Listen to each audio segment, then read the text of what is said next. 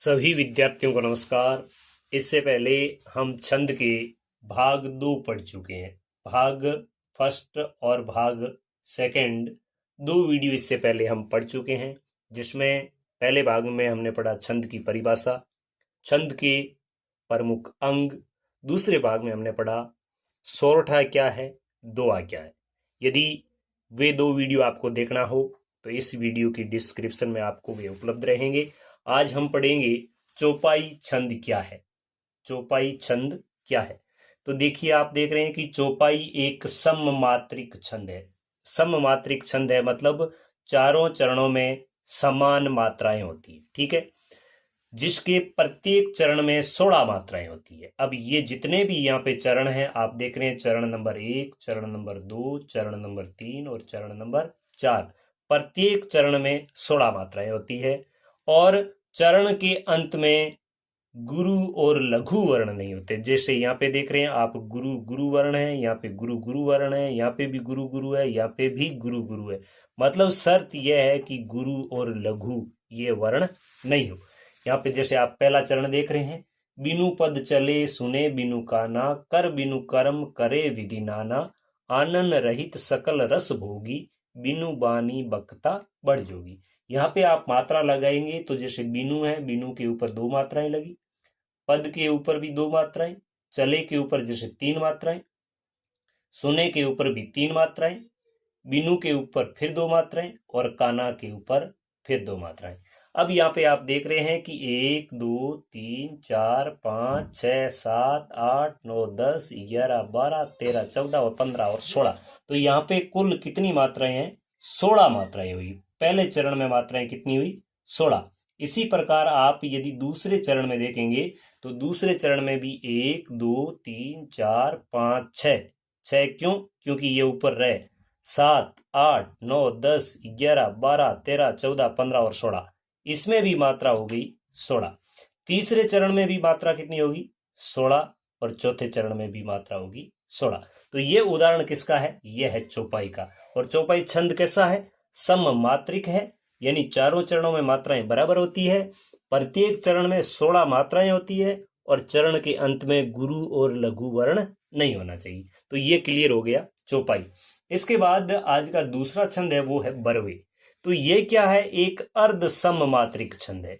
मतलब जब 4 चरण होते हैं, 1 2 3 और 4, तो इसमें अर्ध सम कौन सा होता है? जिसमें 1 और 3 में मात्रा समान हो, 2 और 4 में मात्रा समान हो। तो इसके विषम चरणों में, विषम चरण कौन से? 1 और 3। तो विषम चरणों में कितनी मात्राएं होती है? 1 और 3 में मात्राएं होती है 1 और 3, ये मात्राएं होगी कितनी? 12। जबकि सम चरण कौन से होते हैं? सम चरण होते हैं 2 और 4। तो सम चरणों में मात्राएं होती है 7 7। तो विषम चरणों में 12 12 और सम चरणों में 7 7। लेकिन इसकी शर्त एक यह भी है कि सम चरणों के अंत में जगण होता है, ठीक है। अब इस उदाहरण में आप देख रहे हैं कि नयन नीर झरे सदा, दुख सुख होत, दुख सुख होत। अब यहां पे आप देख रहे हैं कि ये जो सम चरण है, यहां पे आप देख रहे हैं कि ये 3 वर्ण लेते हैं हम। गण क्या होता है? 3 वर्णों का समूह गण होता है। तो यहाँ पे ख के ऊपर 1 मात्रा, ओ के ऊपर 2 मात्रा और तय के ऊपर 1 मात्रा। मतलब ये लघु गुरु गुरु किसका चिन्ह है? जगण का। तो ये सम चरणों के अंत में जगण का होना भी जरूरी है। यहाँ पे आप देख रहे हैं है, जो और तय। तो है की मात्रा 1, जो की मात्रा 2 और तय की मात्रा 1। मतलब ये भी गण चिन्ह किसका है? ये भी गण चिन्ह है, वो जगण का है। तो ये होना जरूरी है। अब इसमें आप मात्रा देखेंगे तो नयन की मात्रा हो गई 3, नीर की मात्रा हो गई 3 3 3 6, झरे की मात्रा हो गई 3 4 3 9 और सदा की मात्रा हो गई 3। मतलब ये 12 मात्राएं पहले चरण में। अब दूसरे चरण में कितनी होगी? 7। तो 1 2 3 4 5 6 और 7, तो ये 12 7। फिर तीसरे में अपने देखें तो ये भी तीसरा कौन सा है? तीसरा है विषम चरण। और विषम चरण में मात्रा कितनी होती? 12। तो 1 2 3 4 5 6 7 8 9 10 11 और 12। और उसी प्रकार अपन देखेंगे चौथा चरण। चौथा चरण है सम, और सम चरणों में मात्रा होती है दूसरे में चौथे में 7 7। तो यहाँ ऊपर हम दुख सुख होत 7 पढ़ चुके हैं। यहाँ पे भी हम देखेंगे ल ग र ह जो और त, तो यहाँ पर भी मात्राएं कितनी है 7। तो आज के इन छंदों में आपने यह पढ़ा कि चौपाई एक सममात्रिक छंद है। इसके प्रत्येक चरण में, चारों चरणों में, हर चरण में 16 मात्राएं होती है। अंत में गुरु लघु नहीं होते, जिसका हमने ये उदाहरण पढ़ा और देखा कि प्रत्येक चरण में मात्राएं हो रही है 16-16। इसके बाद हमने बरवे पढ़ा, जो एक अवधी भाषा का छंद है। किसका है? ये अवधि में अत्यधिक प्रयुक्त होता है, अवधि का छंद है। और यह एक अर्धसम छंद है, क्योंकि इसके 1 और 3, जिसको हम विषम चरण कहते हैं, उसमें मात्रा होती है 12-12, और सम चरण जिसको हम 2 और 4 कहते हैं, उसमें होती है मात्रा 7-7। सम चरणों के अंत में ज गण होता है, जो हमने यहाँ पे देखा जय गण होता है। यह देखिए आप, ये जय गण है।